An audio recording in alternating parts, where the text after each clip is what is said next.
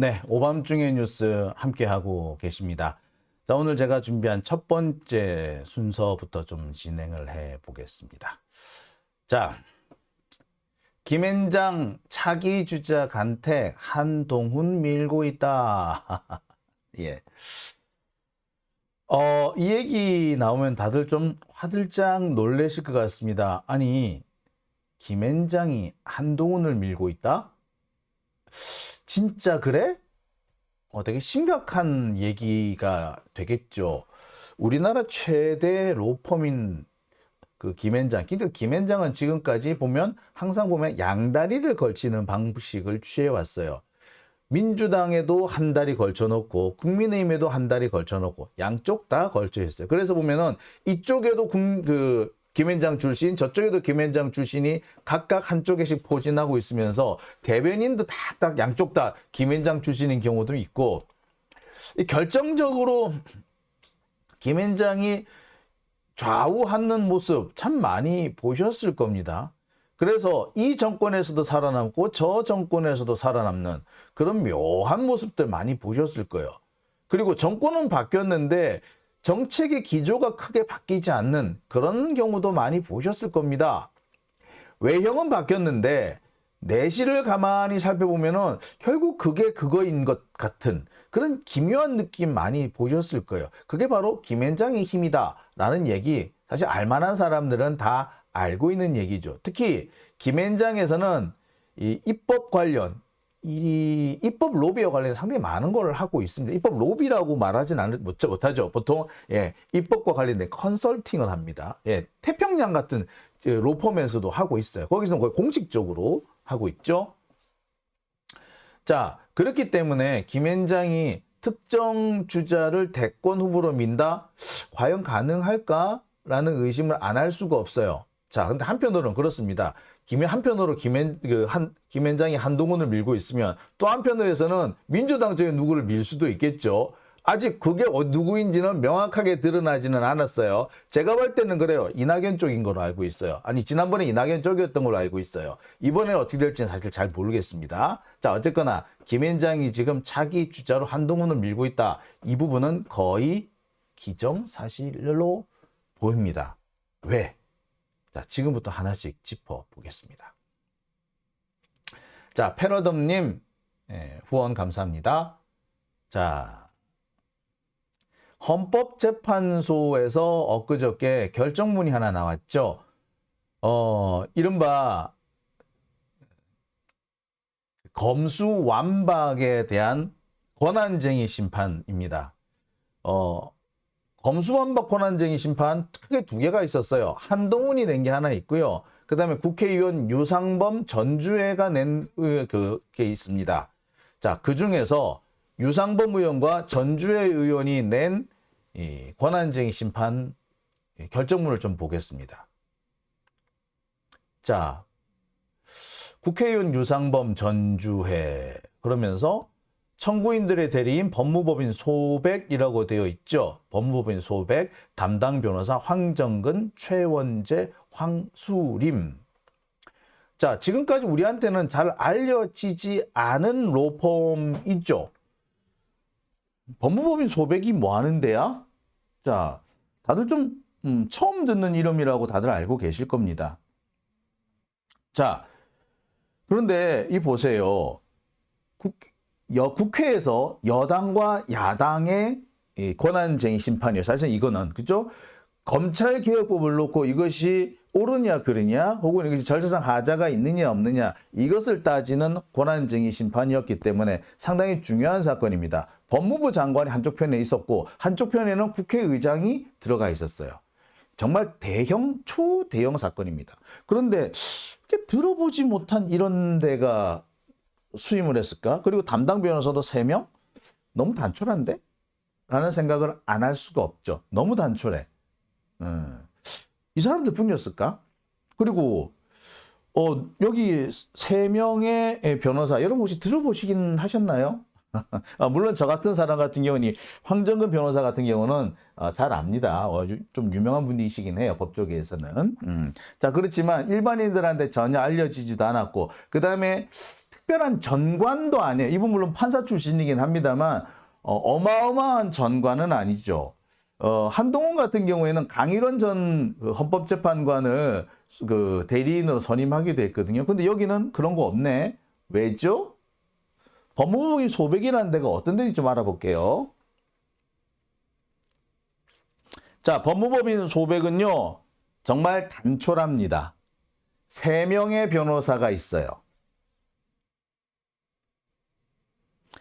아까 대리인으로 황정근, 최원재, 황수림 이 3명의 변호사가 기록이 돼 있다라고 했죠. 그런데 딱 3명입니다. 법무법인 소백의 변호사는 딱 3명입니다. 정말 단촐한 로펌이죠. 단촐한 로펌에서 이렇게 큰 사건을 맡았다. 이야, 이거 대단하지 않습니까? 어떻게 이게 가능할 수 있을까요? 국회의원 유상범, 이 사람은 검사입니다. 검사장이었어요. 꽤 이름 있는 검사장이었고요. 동생이 유성 씨, 유호성인가요? 유호성인가요? 예, 그 영화배우, 예, 그 사람이고요. 전주의 의원 같은 경우는 판사 출신이죠. 둘 다 정말 내노라한 경력을 갖고 있는 사람인데 그에 비하면은 대리인이 너무 단촐하다라는 느낌이 있죠. 그리고 너무 로펌이 작아요. 3명? 변호사 3명 가지고 이게 되나? 이런 소형 로펌에 왜 사건을 맡겼을까? 너무 실력이 빵빵한가? 예, 이 부분을 좀 해결해 보겠습니다. 황정근 변호사는요, 원래 김앤장 변호사였어요. 창원지법 부장판사를 마치고 대법원 재판연구관이었습니다. 그러다가 김앤장으로 넘어가요. 그러니까 사실 그 딱히 판사 경력으로는 빼어난 판사 경력은 아니었어요. 그리고 김앤장에 가서 사실 본인의 경력이라든지 활동이 어떻게 보자면 여기서 주된 캐리어가 다 형성됐다고 해도 과언 아니에요. 그런데 2015년에 독립해서 나온 다음에 2017년 법무법인 소백을 만들어서 독립했다. 이렇게 나 있어요. 김앤장 출신이야? 김앤장 출신이라서 이 로펌에 맡겼나? 자, 그러면 이 황정근 변호사는 김앤장하고 무슨 관련이 있는 거는 분명하네요. 그죠? 김앤장하고 황정근 변호사, 그 다음에 법무법인 소백은 또 어떤 관계일까요? 재밌는 경우는요, 이 법무법인 소백이라는 데가 그동안 꽤 유력한 사건들을 많이 맡았다는 겁니다. 변호사가 3명밖에 안 되는 초소형 로펌임에도 불구하고 맡은 사건은 되게 굵직굵직해요. 지금 여기 보여주고 있는 이 사건은 뭐에 대한 설명이냐 하면요, 요 내용은요, 법무법인 소백 홈페이지에 올라와 있는 내용인데요. 자신들이 이런 사건을 맡았다라고 자랑하는 부분입니다. 자, 이 사건은 무슨 사건? 자, 보니까 정당의 민주적 질서 유지, 그 다음에 조직과 권한, 당헌 개정, 그 다음에 1차 가처분 실청, 비대위 설치 요건, 당헌 개정, 그 다음에 승소, 긴 터널, 이거 뭐야? 뭐죠? 예, 이 사건은 무슨 사건이냐면 윤석열 찍어내기 사건입니다. 그 찍어내기 사건에서 윤석열 측을 대리한, 그러니까 비대위 측, 국민의힘 비대위 측을 대리해서 그러니까 이준석을 밀어내는데 적극적으로 역할을 했던 사람입니다. 결과적으로 이준석이 여러 차례 잘 버텼지만 마지막에 최후의 한 번에 지는 바람에 결국 이준석은 밀려나게 되죠. 그 최후의 한 번을 이기도록 만들어준 사람이 이 변호사였어요. 법무법인 소백이었습니다. 우와, 작은 로펌인데 꽤? 또 있습니다. 역시 법무법인 소백에 등장하는 그 법무법인 소백 홈페이지에 등장하는 자랑인데요. 권성동 국회의원의 강원랜드 채용비리 사건도 여기서 황정근 변호사가 맡았습니다. 역시 결과적으로 권성동 의원 무죄로 풀려나게 됐죠. 이 무죄 선고가 아니었으면요, 권성동 의원 지금 그 당대표 이런 건 못하죠. 근데 여하튼 뭐, 자, 그 다음에 또 있습니다. 제가 뭐 확 찾지는 못했습니다만 사법농단 사건에 임종헌 전 대법원 법원행정처 차장에 관련된 부분, 이 부분도 사실은 이 황정근 변호사가 맡았습니다. 야, 정말 대단한 사람이 있죠. 조그만 로펌, 변호사 3명밖에 안 되는 로펌인데 사건은 엄청 큰 사건, 굵직굵직한 사건만 골라서 했네요. 그것도 정치적으로 매우 민감한 사건.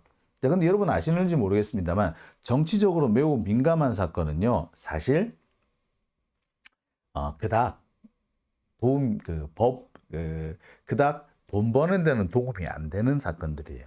근데 이렇게 돈 버는 데 도움이 안 되는 사건들인데 되게 큰 사건들만 골라서 했네요. 어떻게 이게 가능했을까? 예, 여기서 의문이 나옵니다. 많은 사람들은요, 이 법무법인 소백이 김앤장의 사실상 위장 계열사다 이렇게 말씀하시는 분도 있어요. 위성 로펌이다라는 표현을 하는 사람도 있고 위장 계열사다라는 표현을 하기도 합니다. 실제로 권성동 의원이 이 사건을 법무법인 소백에 맡겼을 때 기자들 사이에는 뭐라고 알려졌느냐면 김앤장에 맡겼다라고 알려져 있었어요. 그리고 지금도 많은 사건들 중에서 김앤장이 맡았다라고 하는데 실제로 사건 수임한 상황을 보면 법무법인 소백이 맡은 경우가 되게 많아요. 그래서 나오는 얘기가 사실상 소백은 김앤장의 위장 계열사다 혹은 위성 로펌이다 라는 얘기를 합니다. 아니, 위성 로펌이 왜 필요했죠? 예, 김앤장은 사실 좀 필요해요. 왜? 김앤장이라는 데서는요, 워낙 크다 보니까 우리나라의 웬만한 대기업, 재벌 기업들하고는 다 거래 관계가 있고 그 기업들하고 다 하나하나 수임 관계가 있어요. 그래서 자문을 하기도 하고 사건을 수임하기도 합니다. 연관이 안 되는, 뭐 관련이 없는 재벌이 없다고 할 정도예요. 뿐만 아니라 외국에서 우리나라에 들어오는 뭐 해외 외국 자본이 국내에서 무슨 소송을 해야 될 때 그 소송을 실질적으로 담당하는 데는 다 어디다? 결국엔 또 김앤장이라 그래요. 자, 그러다 보니까 문제가 생길 때가 있습니다. 자기 고객들끼리, 클라이언트들끼리 분쟁이 생기는 경우가 많아요. 그 경우에는 김앤장은 어떻게 해야 되죠? 곤란한 상황이 벌어지게 됩니다. 물론 김앤장이 여기서 법률사무소라 이게 단일한 로펌이 아니잖아요. 따라서 이거를 이렇게 이해 충돌되는 그런 법률적인 문제까지는 안 온다고 해요. 하지만 의뢰인들 입장에서 기분 나쁘잖아. 아니, 김앤장에서 나도 대리하고 저쪽도 대리하고 그래? 어이씨, 이렇게 되겠죠. 자, 그래서 이런 것들을 막기 위해서 애시당초에 문제가 생길 걸 대비해 가지고 이런 차명 로펌이 필요하다라고 했던 것 같아요.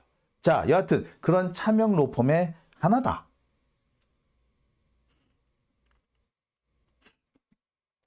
이를 두고 여러 가지 논란이 있습니다. 단순히 이 김앤장 출신의 변호사가 차린 그냥 로펌일 뿐이다. 그러니까 조금 특수한 관계가 있기는 하지만 그렇다고 해서 직접적으로 이렇게 소위 말하는 친소 관계 외에 이렇게 보면 이렇게 지배 피지배 관계, 어떤 소속 관계 이런 것들이 있는 건 아니다라는 사람도 있고요. 아니다, 위성 로펌이다라는 사람도 있고, 아니다, 사실상 김앤장으로 알려져 있다. 이름만 딴 거 있을 뿐. 이런 주장도 있어요. 저 같은 경우에는 어떻게 이 법무법인 소백을 알게 됐느냐. 제가 우연히 아주 대형 사건, 말씀을 드릴게. 그 사법농단 사건과 관련해 가지고 연루된 어떤 분이 계셨어요. 그 어떤 분이 변호인을 만나러 간다고 하면서 종로 어딘가에서, 광화문 어딘가에서 차를 내리셨다는 거예요. 그래서 어디를 갔나 했더니 그분이 법무법인 소백으로 갔다라고 하더라고요. 실제로 이분이 간 곳은 법무법인 소백이 있는 그 건물이었어요. 그런데 다 소문은 뭐라고 났느냐? 김앤장이 그거 로펌 수임을 했대. 왜? 아니, 그 사법농단이 그 가장 핵심된 부분이 뭐였느냐? 그때도 보면은 강제 동원 판결과 관련해 가지고 당시 사실상 그 외교부 쪽에 그 유리하게 일본 쪽에 유리하게 판결이 나오도록 양승태 대법원 이렇게 좌지우지했다 뭐 이런 얘기들이 있었지 않습니까? 자, 그것과 관련해서도 그게 김앤장이 사실상 한 거기 때문에 자, 그래서 이 사건 역시 그러니까 이 사법농단 사건과 관련된 이 사건 역시 다 김앤장이 다 수임을 한다더라. 그래서 법무법인 소백이 아니라 김앤장이 수임한 것처럼 이렇게 알려져 있더라고요. 처음엔 헷갈렸죠. 이게 무슨 소리지? 자, 그래서 제가 여기저기 취재를 해본 결과 나만 몰랐더만요. 웬만한 사람, 좀 그 동네 오래 취재를 했던 기자들은 법무법인 소백이면 김앤장의 위성로펌 정도로 알고 있더구만요. 사실상 김앤장이랑 다름없다라고 그렇게 알고 있습니다. 그래서 실제로 보면 아 그래? 김앤장이 맡았네? 라는 거예요. 소백이 맡았는데 김앤장이 맡았네? 하는 경우가 상당히 많습니다. 자, 이거 가지고 좀 약하지 않나요? 자, 그래서 제가 여러분들한테 하나 보여드리고 싶습니다. 자, 이 정도 가지고 약하다라고 하실 분이 있을 것 같아가지고 하나 더 보여드리죠. 자, 김앤장의 사무실이 있는 지도입니다. 자, 김앤장의 사무실은요, 세양빌딩, 적선빌딩, 노스게이트 빌딩, 센터포인트 빌딩, 크레센도 빌딩. 여기는 다 광화문입니다. 정부종합청사 뒤에요. 정부종합청사 뒤 광화문 여기에 김앤장 건물이 있거든요. 자, 여기입니다. 예, 보이시죠? 자, 초점이 좀 안 맞나요? 자, 초점이 맞았네요. 자, 요렇게 김앤장 건물이 있어요. 자, 그런데 여기에 자, 이렇게 자, 그런데 여기 소백의 위치는 여기입니다. 자, 아까 제가 세양 빌딩, 적선 빌딩, 노스 게이트 빌딩 다 어디에 있다? 예. 다 그 주변에 있네요. 자, 다시 한번 해볼까요? 세양 빌딩, 적선 빌딩, 노스 게이트 빌딩, 센터 포인트 빌딩, 크레센도 빌딩, 그 다음에 여기가 다 김앤장. 그 다음에 여기가 법무법인 소백. 김앤장이 둘러싸였네. 정말 가까운 데 있네요. 네. 자, 이렇게 되면은 적어도 이 법무법인 소백이 김앤장하고 관련이 전혀 없다. 위성로펌이 아니라고 하더라도 관련이 전혀 없다라고 말하기는 어렵습니다. 상당히 영향력을 주고받는 관계이면 분명해 보인다라는 결론이 나올 수 있겠죠. 자, 그런데 문제는 김앤장이 도대체 왜 그러냐는 거예요. 김앤장은 지금까지 은둔의 로펌, 한편으로는 악마의 로펌이라고 불렸어요. 악마의 로펌이기 때문에 은둔형 로펌이 될 수밖에 없었다라는 얘기도 합니다. 왜? 민감한 사건 많이 하고요. 그 민감한 사건에서 어떻게 보자면 좀 악의 축이라고 하는 그런 쪽에 사건을 수임하는 경우가 많아요. 자, 예를 들어서 우리나라에 진출해 있는 외국 법인들이 국내에서 어떤 분쟁이 생겼을 때 그 분쟁을 해결하라고 자기를 대리인으로 내세우는 게 누구냐? 김앤장입니다. 그리고 이번에 강제징용 사건, 이 강제징용 사건에 일본 측 기업을 대리하고 있는 것 역시 김앤장입니다. 굳이 그래야 되느냐? 옛날에는 그런 것도 있어요. 여러분 기억하시는지 모르겠는데, 갑자기 외환은행 론스타 사건도 사실은 김앤장이 론스타를 대리했던 적도 있어요. 자, 여하튼 이 김앤장이 이렇게 우리 국민의 입장에서 보면 되게 기분 나쁜 데를 되게 아무렇지도 않게 수임을 하는 거야. 자, 그 외에 하여튼 우리나라에 그 진출했던 외국 기업이 우리나라에 갑자기 그 우리나라에 와 있던 사업장을 정리하고 외국으로 도주하는 경우가 많거든요. 그렇게 해서 우리 그 노동자들이 피해를 보는 경우가 왕왕 있는데 그때마다 외국 기업을 대리하는 것 역시 김앤장입니다. 그래서 악마의 로펌이에요. 악마의 로펌이 되다 보니까 언론에 많이 나타나가려고 그러지 않아. 웬만하면은 우리는 거론하지 말아주세요라고 얘기를 합니다. 실제로 제가 기자 생활을 하면서 김앤장하고 꽤 여러 차례 이렇게 뭐 연락도 하고 합니다만 그들이 언론에 요구하는 가장 큰 가장 첫 번째 주제가 뭐냐? 우리는 언급하지 말아주세요. 김앤장은 언급하지 말아주세요.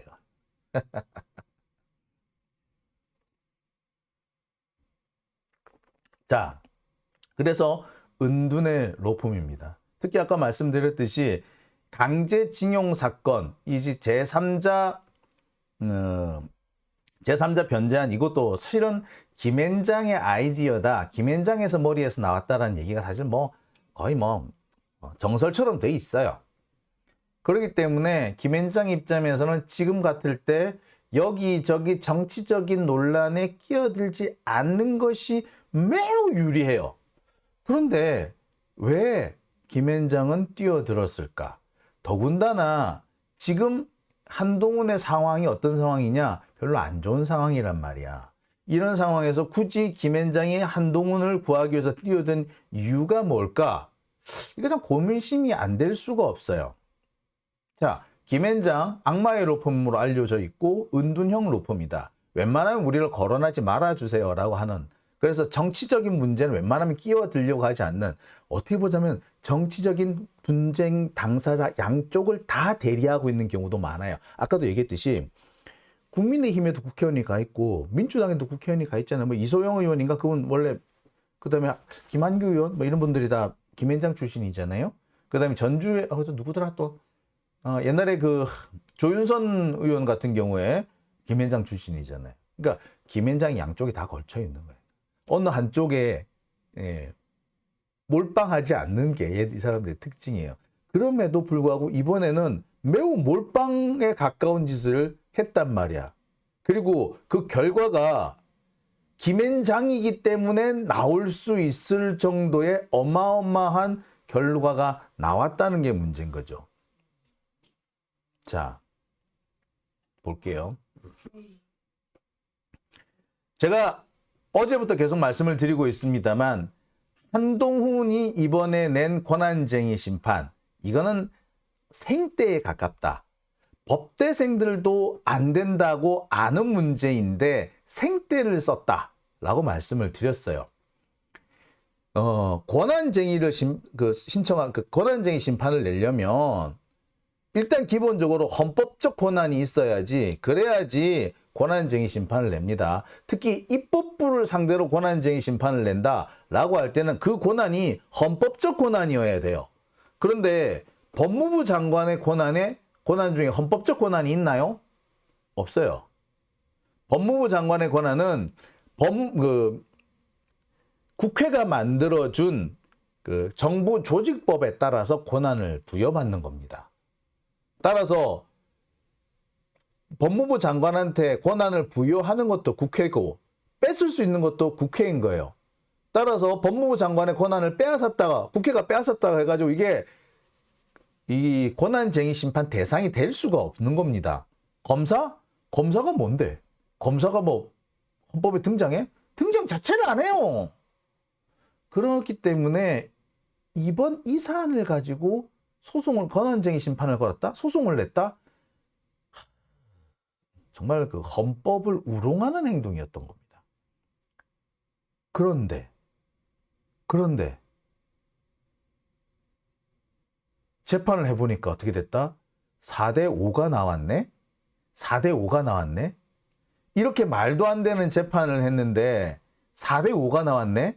한동훈 편을 4명이나 들어줬네? 심지어 어떤 사안에서는 5대4, 5명이나 한동훈 편을 들어줬네? 아슬아슬했네? 그러니까 6이 되면은 넘어가거든요. 뒤집어지거든. 그런데 5대4가 됐네?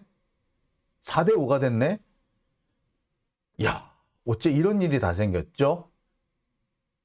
자, 물론 한동훈 편을 든 4명의 재판관들 원래 출신 자체가 좀 그래요. 이 이은혜 재판관을 제외하고는 출신 자체가 그래 니들 원래 그런 애들이었구나 라고 볼 수 있는 그런 뻔한 사람들이긴 해요. 하지만 그럼에도 불구하고 이렇게 말도 안 되는 사건을 편을 들어준다고? 이 말이 돼? 라고 생각이 듭니다. 어떻게 이게 가능하지? 한동훈의 힘이 이렇게 그렇게 셌나? 일단 한동훈의 힘만큼 가지고 이렇게까지 나오기는 어렵죠. 자, 일단 재판 결과를 한번 볼게요. 소수 의견이라고 그랬죠. 한동훈의 의견이 맞다라고 주장을 한 소수 의견. 여기서는 뭐라고 얘기를 하냐면 자신들이 한동훈 의견이 맞다, 위헌이다, 검찰개혁법이 위헌이다라고 주장한 이유는 두 가지입니다. 민영배 의원이 탈당한 뒤에 조정소위를 만들어가지고 민영배 의원에 의해서 사실상 민주당이 원하는 방향대로 회의를 구성하지 않았냐, 조정소위가 구성되지 않았냐. 그 다음에 법사위에서 기존에 논의된 적이 없는 조정안이 표결에 붙여져서 그대로 일사천리로 통과되지 않았느냐 이거야. 자, 당대당 논의도 있었고 합의도 있었고, 그러니까 권성동하고 그 당시에 그 국회의장 홍익표인가 이분하고 서로 이렇게 합의서도 쓰고 그랬잖아. 당대당 논의와 합의가 있었고 국회의장 중재도 있었고, 그렇지만 법사위에서 따로 논의한 적은 없잖아. 그러니까 이거는 조정안이 표결된 거는 이건 위헌이야 이렇게 나간 거예요. 참, 이 말이 됩니까? 그러면 반드시 합의는 법사위원들끼리 합의해야 되네? 그러면 그 원내대표는 필요가 없네? 뭐 양당 간사 필요 없네? 그 다음에 국회의장 개입하면 안 되네? 근데 지금까지 우리가 해왔는데? 자, 자세히 볼게요. 조정위원회에서 축조심사 및 질의 토론이 모두 생략되어 실질적인 조정심사 없이 토론의 기회가 부여되지 않은 채 가결이 선포되었다. 이걸 문제 삼는 거예요. 즉, 그러니까 민영배 의원이 탈당했다 말았다 이게 중요한 게 아니고 실은 토의 없이 통과됐다. 라는 게 제일 핵심 포인트예요. 지금 박용진이 민영배 의원이 탈당한 게 꼼수라고 헌재에서 결정났다. 개소리 하지 말라 그래. 탈당을 했든 말았든 그게 중요한 게 아니고 실질적인 토의 과정과 심의 절차가 인정이 됐으면 탈당이고 나발이고 아무 문제 없어. 실질적인 토의 절차. 계속 여러분 헌법재판소 결정문 보세요. 실질적인 토론의 기회, 실질적인 심사 보고 이런 게 계속 나와요. 핵심은 그거야. 실질적인 토론이에요. 실질적인 토론이 없었다는 거야. 뭐 아니라고? 중재안을 통과시키니라고. 중재안은 실질적인 토론을 안 했잖냐. 이런 거예요. 자, 보세요. 여기서 보면은 계속해서 실질적인 토론을 해야 한다라고 주장하죠. 법정 절차 밖에서, 자, 여기 조세한 이거를 제가 바꿔볼게요. 자, 자세히 한번 보여드릴게요. 자, 여기 보세요. 국회의원들 사이에 법정 절차 밖에서 정치적 합의가 있었다 하더라도 국회법 소정 절차를 따르는 위원회 회의에서 충분히 논의되고 토론되어야 한다. 라는 거야. 이건 거야. 그러니까 틀렸다라고 하는 이유는 딱 한 가지. 국회법 절차에 따라서 토론이 돼야 되는데 토론이 안 됐다. 아무리 그게 양당 합의를 했고 국회의장이 어쨌고 해도 소용이 없다. 정상적인 토론 절차를 거쳐야 한다. 라는 거예요. 이거예요. 민영배가 탈당했고 그거는 사이드고 진짜 핵심은 뭐다? 진짜 핵심은 실질적인 토론의 기회가 있었냐 없었냐인 거예요. 자, 그런데 실질적인 토론의 기회가 있었든 없던 간에 다 제껴두고 아까도 얘기했지만 이거 모든 법안이 마찬가지인데 이걸 법사위, 해당 상임위 여기서만 토론합니까? 아니에요. 해당 상임위에서 토론이 잘 안 되고 결론이 안 나면 그거 원내대표끼리 나와가지고 협상도 해요. 그래가 서로 이렇게 조정하고 그래 그 결과에 따라 가지고 다시 이렇게 자 협상 끝났으니까 이거로 통과합니다 라고 한단 말이야. 근데 그게 위법이래. 위헌이래. 이 말이 돼? 말이 안 돼요. 이건 생꼬투리야, 생꼬투리. 아니, 지금까지 우리나라 국회가 만들어지고 난 다음에 토론을 하다가 안 되면, 상임위에서 토론하다가 안 되면 따로 대표끼리, 간사끼리 만나서 토론하고 협상해가지고 자, 결론 내립시다. 이렇게 했단 말이야. 근데 그게 다 위헌이라고? 말도 안 되는 얘기죠. 그러니까 말도 안 되는데 지금 헌법재판관들이 억지를 쓴 거예요. 한동훈이 억지 쓰는데 헌법재판관이 같이 끼워준 거예요. 자, 이게 결국에 어떻게 이게 가능하죠? 저는 이것이 가능한 이유에 대해서 김앤장의 입김이 있었기 때문이라고 저는 생각합니다. 김앤장이 아니었으면 이런 억지 못 써요. 한동훈도 이런 억지 못 써요. 지 혼자 힘으로는 절대 못 써요. 김앤장이 억지를 썼기 때문에 이게 합리적인 것처럼 보이는 겁니다. 실제로 법정에 가서 여러분들 재판하신 분들한테 여쭤보세요. 김앤장이니까 저게 받아들여지지 다른 데 갖다 쓰면 어림도 없다라는 그런 경우가 되게 많아요. 다른 데서 저런 증거를 냈다면 이거 혹시 위조한 거 아니냐라고 의심받았을 그럴 증거들도 김앤장이 내면 아무렇지도 않게 무사 통과되는 경우가 많단 말입니다. 어떻게 저런 말도 안 되는 주장을 받아들이지? 김앤장이니까 받아들이신대요. 자, 그런 상황입니다. 자, 그렇다면은 결국 이 부분에서 우리가 내릴 수 있는 결론. 김앤장이 한동훈을 구해준 거다라는 얘기를 할 수밖에 없어요. 사실상 지금도 지금 얘기가 나오는 겁니다만 이 권한쟁의 심판에서 한동훈이 낸 권한쟁의는 거의 배척이 됐죠. 너는 자격 자체가 없어. 배척이 됐어요. 근데 그 사안에서도 헌법재판관 4명은 한동훈 편을 들었단 말이야. 이 4명이 결국에 한동훈이 계속해서 땡깡을 부릴 수 있는 근거를 제공해 준 거예요.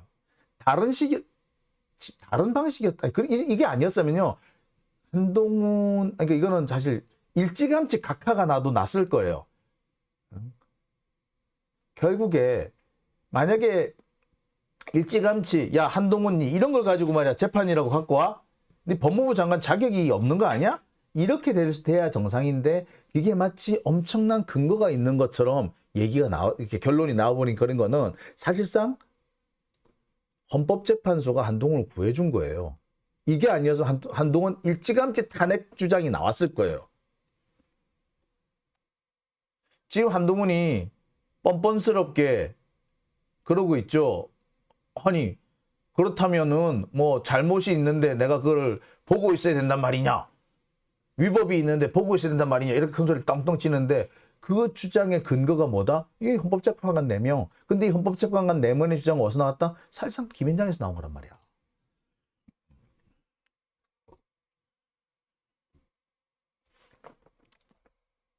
결국에 김앤장이 한동훈을 구해준 거죠.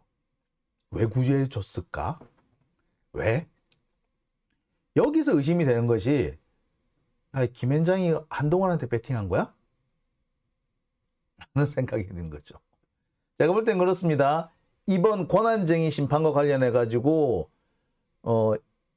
한동훈은 자기 스스로 위기를 자초한 거예요. 안 해도 될 위기를 자초를 했어요. 권한쟁의 심판까지 굳이 할 필요가 없었어. 핏대만 올려도 되는 거였고 권한쟁의 심판 국회의원들이 하게 내버려뒀어도 되는 건이었어요. 근데 굳이 지가 나설 이유가 없었거든. 근데 굳이 지가 나서서 위기를 자초를 했어요. 근데 이 자초한 위기를 김앤장이 구해줬어. 앞으로도 이번 건 가지고 한동훈은 계속해서 탄핵 논란에 시달릴 겁니다. 실제로 탄핵 소추가 될 가능성도 있어요. 그러면 계속해서 한동훈을 구해주기 위해서 김앤장이 나서겠네.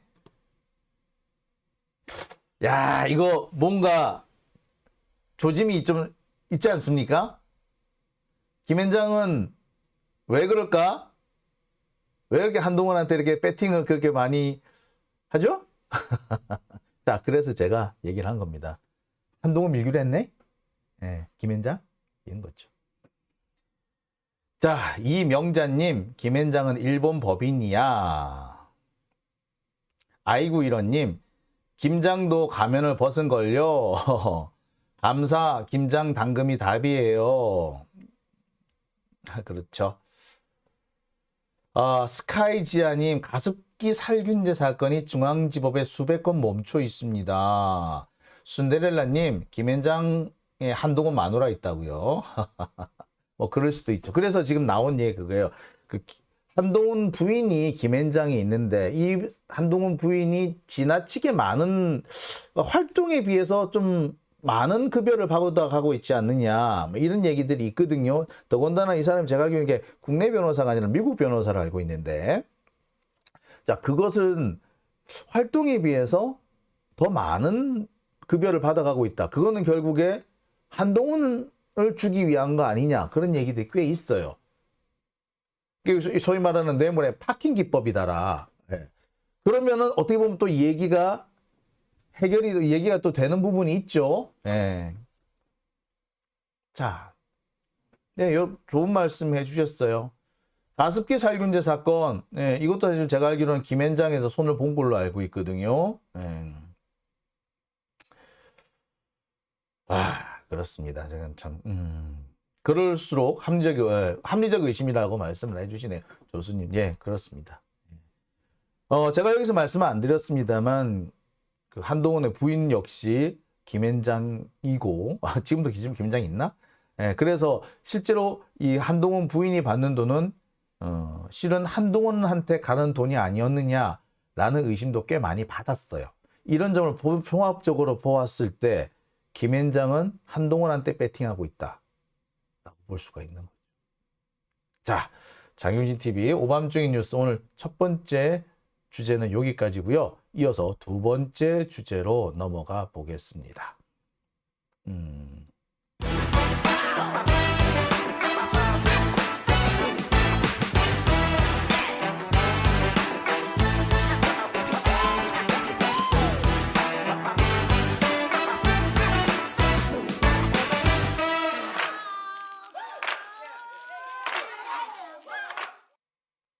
네, 오밤중의 뉴스